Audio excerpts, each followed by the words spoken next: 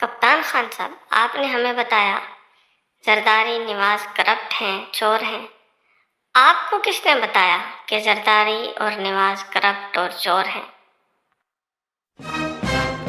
निवाज और जरदारी के बारे में एस्टैब्लिशमेंट ने मुझे बताया कि वो करप्ट और चोर हैं, तो मैंने मान लिया।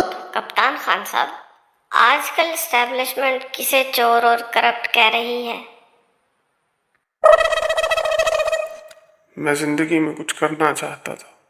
मैंने क्रिकेट टीम ज्वाइन की, मैंने मेहनत की, मैं वर्ल्ड कप जीत के लाया।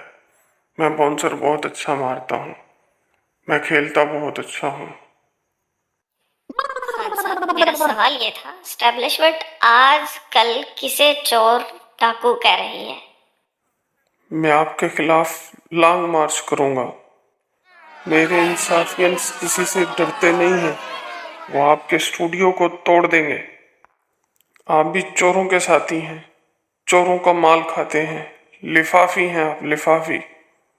कप्तान साहब, आपके चैनल के बाहर धरने में बात होगी।